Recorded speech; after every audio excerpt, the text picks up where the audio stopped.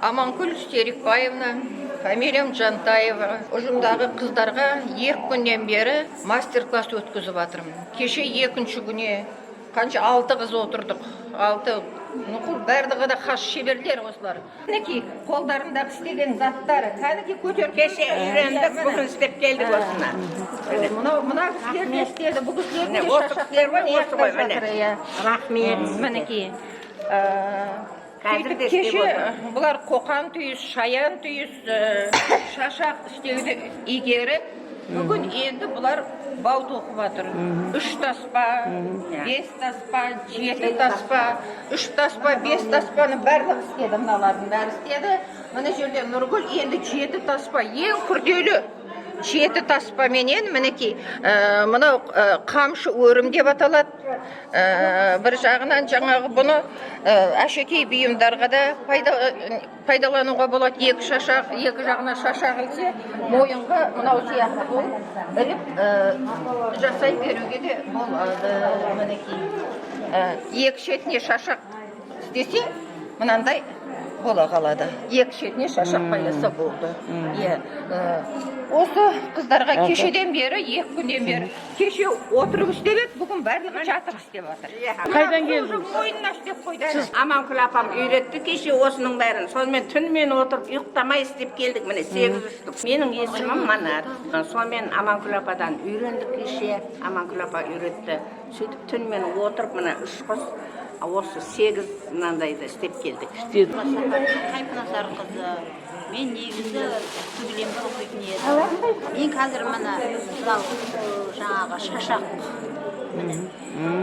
Баян Құманбек қызымын. Қызмет оқысынан шашақ. Аманкүл апама рахмет. Осыны үйреніп жатырмыз. Міне мынандай шашақтар ғой. Шашақтар. Тоқылды үйреніп жатырмыз. Аманкүл ападан міне қазір үйрендік. Жаңағы 3 таспа, 5 таспа, міне көрсетіп жатырмыз. Кеше істегеніміз түнімен. Мынаны қазір істедік. Аманкүл ападан үйрендік. Бауды үйрендім қазір. Негізі мен аты жөнім Абдраимова Светлана. Мен подошвасы бар тапочкалар тоқып әкелдім. Аманкүл ападан үйреніп жатыр мынандай бауларды. Оршық иіруді. Мына жаңа шашақ жасаудағы. Соларды үйреніп жатырмын. Біз Мойынқұмданбыз, құрақшылар. Бірақ ападан келіп мынандай бауларды үйрендік. Бұл баулардың жан-жақтарына Қалымбетова Ақмаралмын. Сіңлім бар Алмаш деген тігінші. Намазбай айткүл мен қол өнердеміз. Кеңес кітабында кіргенбіз. Аманкүл тартып мінекей шашақтардың не түрін бұрынғы ескіше жаңа өрмек тоқу, алаша тоқу, басқыр тоқу деген біздің шеберіміз. Бұрынғы сіздің істегендеріңіз мыналардың бәрі. Мыналардың бәрі, бұлар қолмен тоқылмайды, бұлар өрмек ағашпен тоқылады көпірді. Мыналардың бәрі бұрында болғандар. Мына шашақтарды жаңадан істеп, мен өзімнің 6 қанат ақ үйім бар, қыздар барып көрген, басқырларым бар.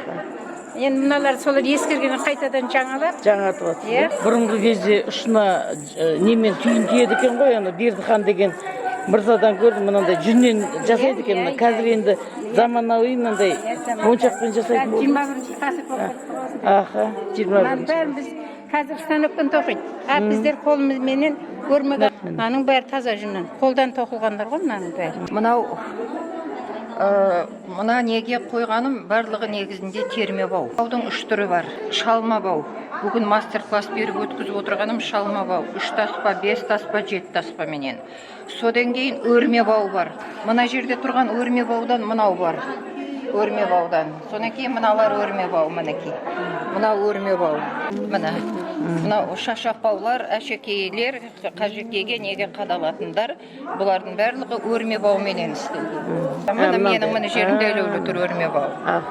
Енді мынау қазіргі не бойынша жаңадан сырғалақпен тоқу деген шықты. Ол терме бау. Мінекей сол сырғалақпен тоқылған заттар мінекей.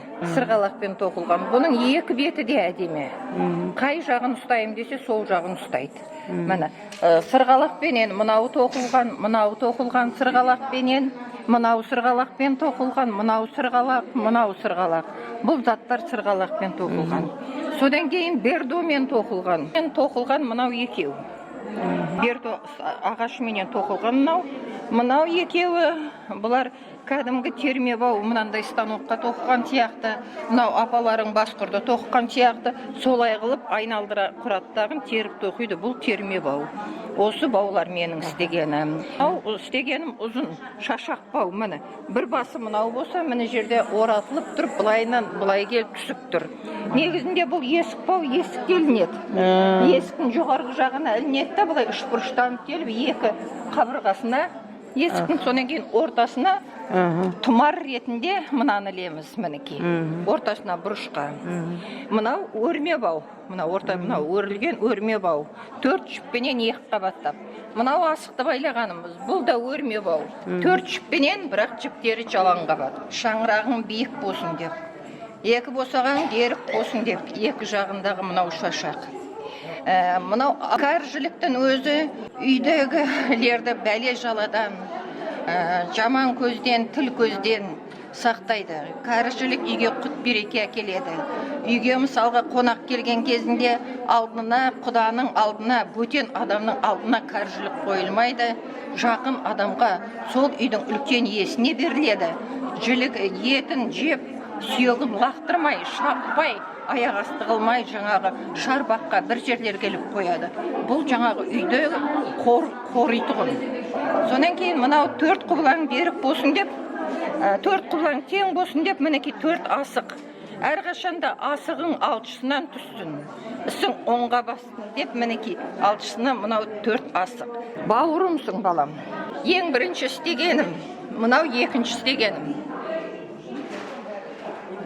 Мынау ең бірінші істегенім, саған жаңа жылға сыйлаймын жаным. Осыған жерік шаңырағың биік болып, 4 құбылаң тең болып, тек қана жақсылық болсын отбасыңда. Тек қана отбасында жақсылық болсын. Қарағым, шаңырағың биік болсаған жерік болсын, 4 құбылаң тең болсын.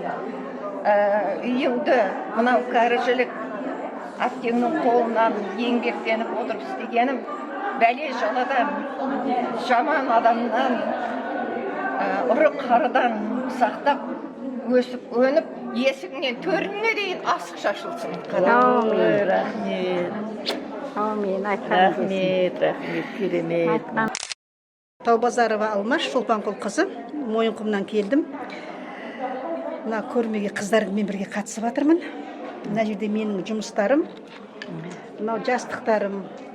Мына жастықтың оюлары түскі күзден алынған оюлар. Қазақ нақышлары. Осы жаққа шығып келе жатқан кезде мынаны түнде отырып тіктім. Осы жылқы жылының символы болғаннан кейін мынаны тігіп алып келдім. Мынандай неше түрлі ойыншықтар тігемін. Қыздар жалаңбас жүреді ғой, шаштарын жайып. Сонда хотя пана болсын деп, сондай оймен мына бір тақияны тіктім. Қыздар тағып жүрсе, сонда жалаңбас та емес, ілмекпен, күршекпен тоқылғаны. Мынау балаға арналған жамылғы.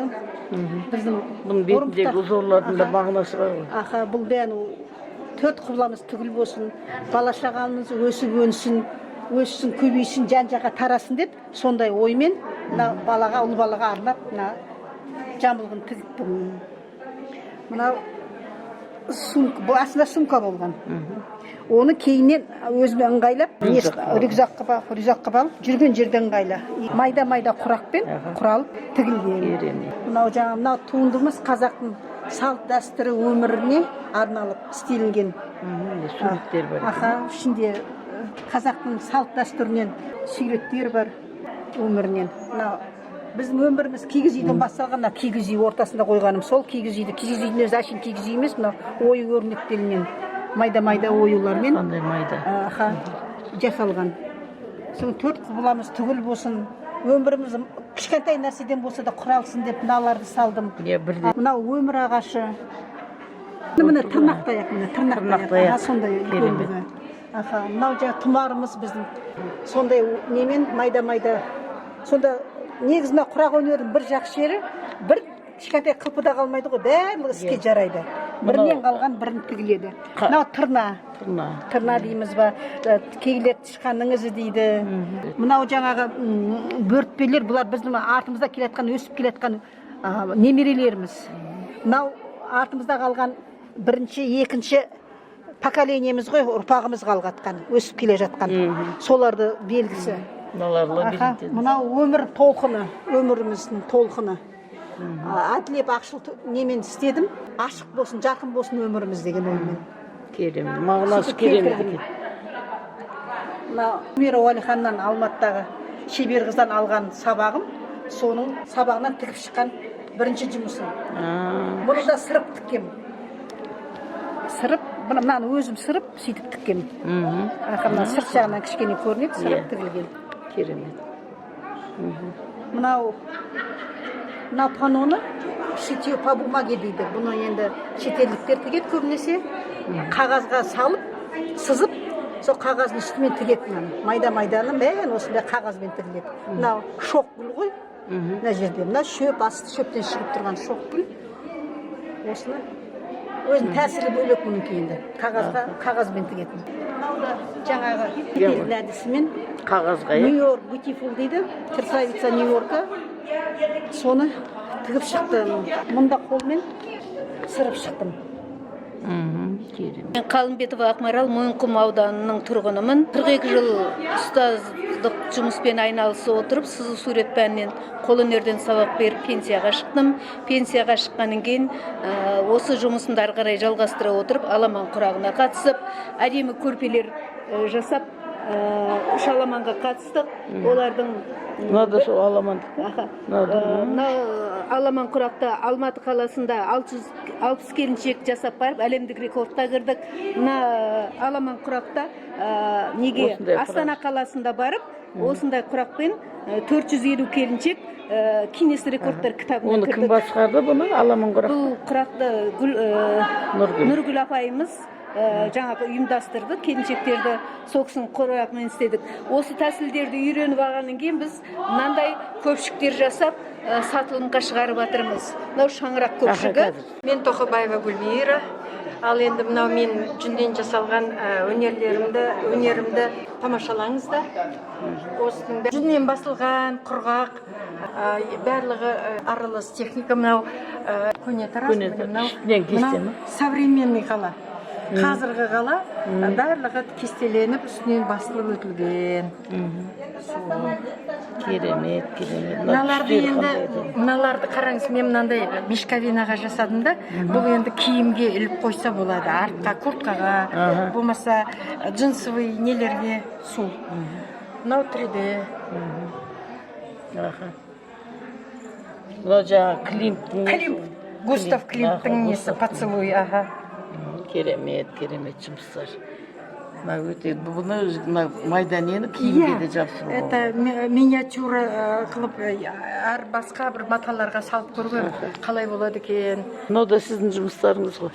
Мынау да менің жұмыстарым, бұл ерекше бір серия жасағым. Кішкене мына тас таңба дейді ма? Тас таңбалар. Иә, тас таңбалары. Қазақ неміз жануарларымыз, мына біздің символдар, именно қазір тенгрианство деп, философия деп бөлек шығарып атқаннан кейін, мен де кішкене бір серия қылып шығарған. Керемет екен. Бұның мағыналары қандай дедіңіз жаңа? Мынау енді орысша айтайын, мынау триединство деген, это прошлое, будущее, настоящее деген, тело, разум и душа деген. В общем, вообще үшке бөлінетін нәрсе көп. Правильно, иә? Сол енді бұл жерде цикличность дейді міне, что все повторяется, что барлығы қайта айналып келіп жатыр деген сөз. Мынау енді күнге біз барлығымыз күнді ерекше санаймыз. Мынау енді бетіп символ энергия, бұл именно энергияға арналған специально символ. Мынау тоже знак бесконечности, бұл Тәңірдің, именно Тәңірдің бесконечность деген несі, символы. И мынау біздің жануардың несі, жануарлар. Ит болсын, үй жануарларға специально енді. Иә, мысыққа да, итке де бәріне келіп тұрады. Иә, бәріне келіп тұрады.